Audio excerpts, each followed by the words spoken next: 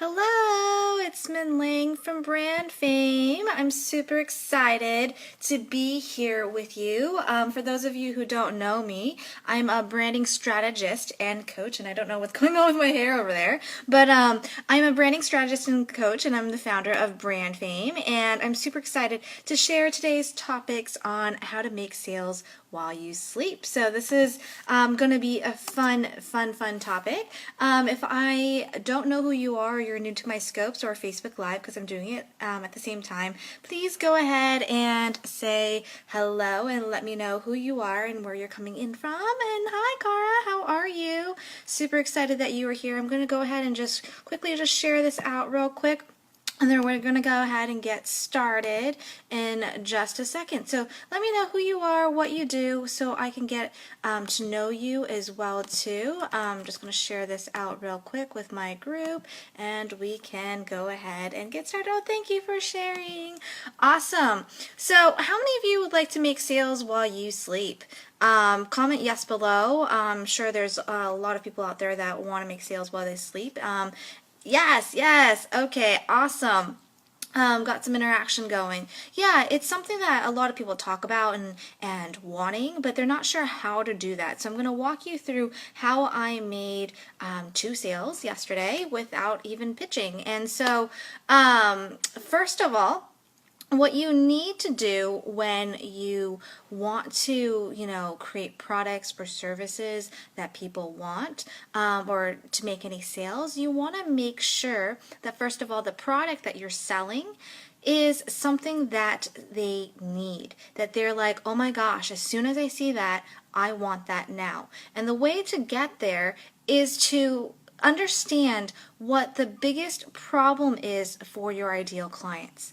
If you don't understand what the biggest problem is and you just create a product or a service that they may not want, they won't buy it. They won't pay attention. So before, we talk about how to make sales, you have to go ahead and really make sure that your ideal clients actually want this product that you have. So how do you do this?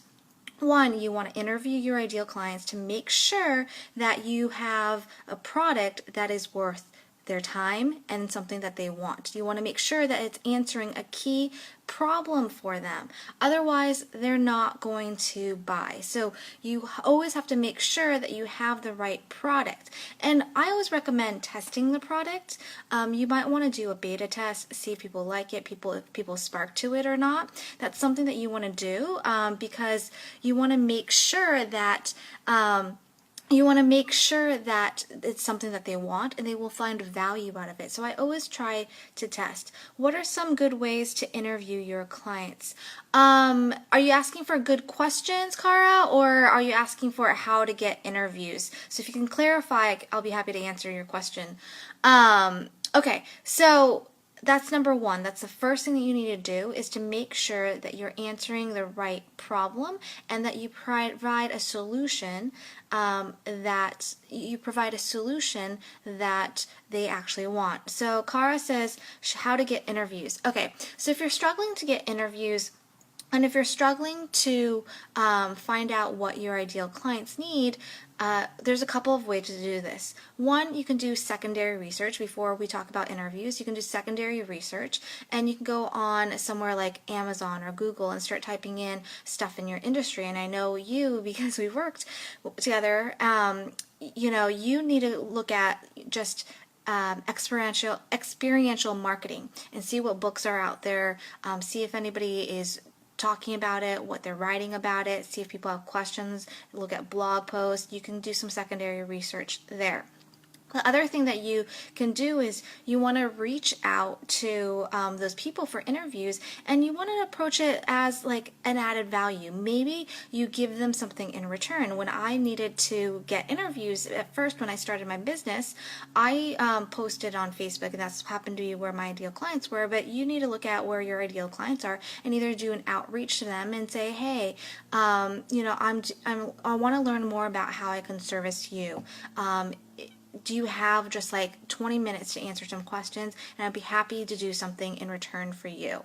And so you want to make sure it's value added. Maybe you give them strategies on their upcoming events, or maybe you give them ideas, maybe you give them resources, whatever it is. Make sure that they also get something in return. Did that answer your question? Let me know. If you want more. Okay, very helpful. Okay, good. So you always want to make sure that when you're doing the interviews, you always give some value so that you can go ahead and have a conversation with them. But the other thing is, I had one client who was struggling to do interviews, but then she realized that she was talking to her ideal clients anyways, just more casually, and so it wasn't a quote unquote interview. She was just always curious about what her ideal clients were looking for, without even knowing that she was interviewing, right? So another strategy is like not just to like ask for an interview, but just have candid conversations and stay curious about what your ideal clients need and want, and start listening for it. And so if you're in a situation where you're talking to somebody that is your ideal client, just start asking questions, do it very candidly. Do it as you want to find out more about them and what they need, and don't treat it as like an interview where you have like question after question after question. Just stay curious and ask. So hopefully that answered your question. So again, number one, you have to solve a problem that your ideal clients need. And then you have to create a solution that is something related to what they want. That's the basics. That's like the first thing you have to do, the first thing you have to create if you want to start making money in this business. Because if those things aren't aligned, if you're not answering the right problem and you're not creating the right service or product, they won't buy. So the second thing that you want to do is you really want to go ahead and find your core message and stick to it, and talk about your core message everywhere, wherever your ideal clients are. Mine happen to be on Periscope and on Facebook Live. So I am going to do, and I have been doing these daily, scopes and these daily Facebook Lives around different topics around branding, because people have trouble with figuring out how to stand out in the market. And so I've been very consistent about my message, about making sure that you find your core message within your brand, so that you can actually, when you have your core message in your brand, you and your ideal clients are starting to they're starting to understand what you do. And when you have your core message down, then people will gravitate towards you because they're going to be interested in that core message as well to you. So you really have to understand what your core message is, why it is important for them, what is the benefit, and you start to create topics that your ideal clients want to hear. So let me see if I can go back. I had different scopes and Facebook Lives about, how to stand out in the market, how to brand yourself as an expert. I'm creating topics that people want to learn more about, and I'm sticking to some of my teaching points, which are really around getting to your core message and understanding what it is that is a benefit for them, and really just teaching on a few different points. This builds the trust, this builds the rapport between you and me and whoever's watching. And so when people are seeing that you know what you're talking about and that you're an expert in your field, they'll start to trust you, right? And so when you want to make sales in your sleep, you got to build that trust ahead of time. It's not just like, oh, somebody's going to find you, oh, somebody's going to, stumble on your website. You have to be proactive and go to where your ideal clients are. So again, mine happen to be on Periscope and on Facebook Live, so that's why I'm doing these live streams. And then B, you want to make sure that you stick to your core message, whatever it is you want to share. You also want to make sure that your topics are something that they want to hear, so it's something that they want to learn about. I might be saying similar stuff in each of my scopes or each of my Facebook Lives, but what's happening is I'm thinking about different ways and different nuances to spin my core message. And so when that happens, it creates repetition. It creates, people learn differently. So they're hearing things differently or watching things or seeing things differently as well too. But I'm still sticking to my core message, which is all around creating a brand. But first, branding from the inside out, figuring out what your brand strategy is, what your core message is, and who you stand for as a brand. So that's really the crux of what I teach. I don't teach the visual branding part as much. I teach the foundational pieces of branding. And so I'm thinking of ways of bringing my core message and articulating my core message in different ways to pique interest as well too. So that's number 2. That's the second thing that you really need to do, is to get to your core message and also to make sure that you have topics that your ideal clients are interested in. Number 3 is that you want to always have an end goal in mind. So, when a lot of people create opt-ins, they just create an opt-in to get people on your email list, right? And that's not really what you want. You want to have a list of buyers, not just subscribers, right? There's a difference. You want to start to train people to buy from you, so that they can already keep on wanting to buy more from you. Because if they buy once, the likelihood of them buying again increases because they've already taken the first step. Then they're consuming more of your stuff that's valuable, and then they'll buy another thing. So when you're doing this, when you're thinking about your opt-ins and how your funnel, you want to think about your end goal. What is it? Where do you want to lead them? What kind of sales do you want them to buy? So you want to think about your whole funnel strategically. So you don't want to just think about how do I get people onto my list, but it's how do I create buyers from my list. And so when you go ahead and create your opt-in, you want to think about not only what the problem is that you want to solve for them that they would want to opt into, but then also think about what's the natural next step for them. Okay, so here's the opt-in, here's my end goal of like the big sales. What's the bridge, right? Somebody's not going to jump from opt-in to end goal, right? They're going to need a bridge. And so you want to think of like little things that they can buy. Just think of it like a ladder to get to your end goal. So after your opt-in, what thing can you sell that is low-hanging fruit, something that they want anyways, and have them buy that. And by doing that, you're starting to create a list of buyers. So the way that I made 2 sales yesterday was basically I've been doing these live streams and scopes for the last couple weeks, like 2-3 weeks now. And I keep on, sharing different things. So I share, my opt-in, which is the IT Brand Guide to Unbrand Your Brand.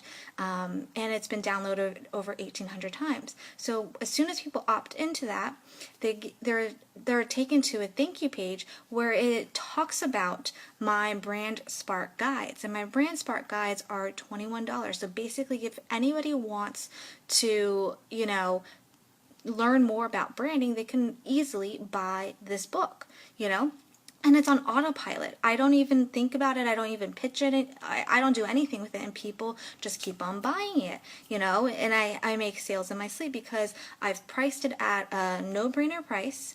I've also created a system where as soon as they opt in, they are given a thank you page where they're given the option to potentially purchase this Brand Spark guide. Then I also have an email sequence that reinforces it, and it also invites them a couple more times to buy my Brand Spark guide. So hopefully this makes sense. So the reason why it works is because the Brand Spark guide is something that a lot of people want because they don't understand branding. So they want some kind of guide or tool or something to help them navigate this nebulous thing called branding. And so I'm providing that for them because they know that their business needs it, but they don't know how to do branding. And so they get the IT guide, and then the natural next step is this workbook, 21 guides, to help them walk them through how to brand themselves. So it's a natural next step. It's something that they want anyways, and I'm answering a problem. Like I said in the very beginning, you want to make sure that you make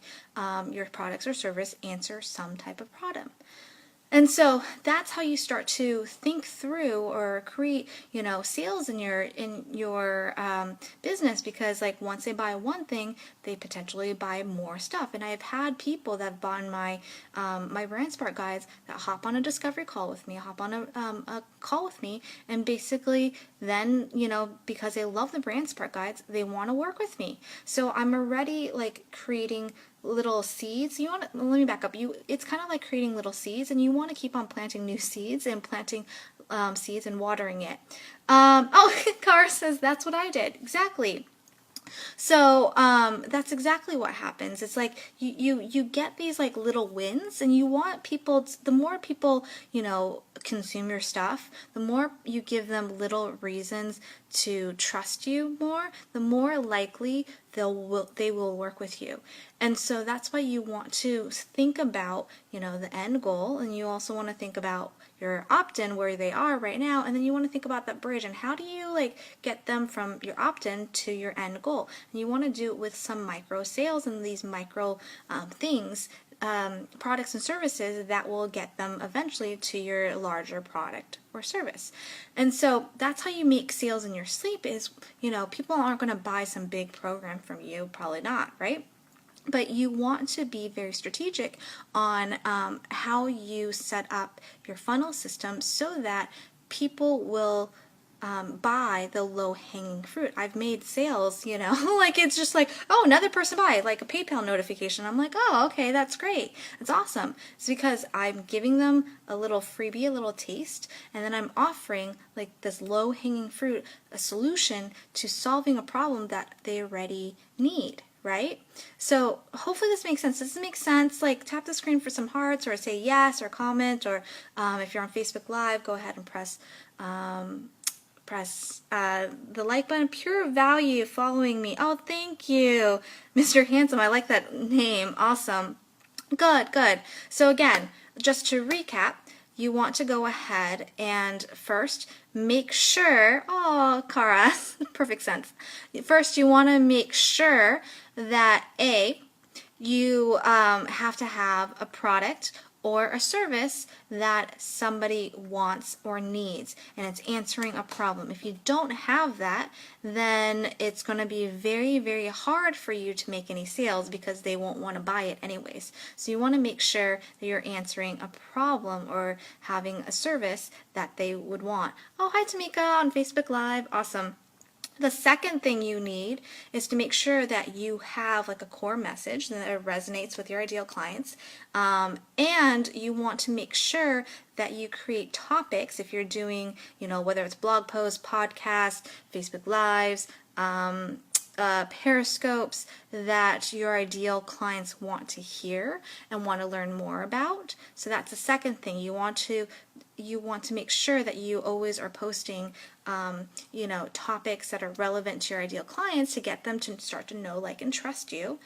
The third thing is that you want to plan out your funnel. You want to plan out your end goal. If you want to make sales, you want to know where you're going, and you want to make sure that you start with your opt-in, and then you have your end goal, and you want to think about that bridge. How are you going to bridge that gap between opt-in and end goal?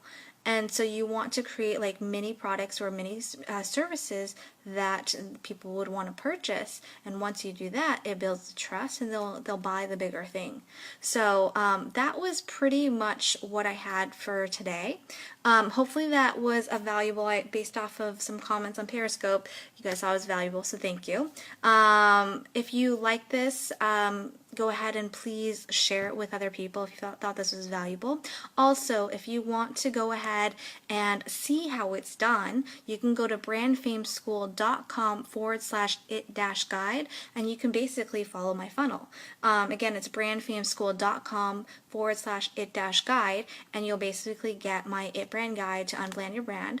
It's been downloaded over 1,800 times. And then you can see the sequence that I do to sell my Brand Spark guides for $21. And so you can just like naturally see how that works. So that was it. I'll be back again tomorrow to go over this with, or sorry, I'll be back tomorrow with another topic for you. If you have any questions, let me know. And thank you. I think Tamika, you're the one that gave me a little like, so I appreciate it. If you have any questions, let me know. And awesome. You're welcome, Cara. Have a wonderful day, everyone. Bye.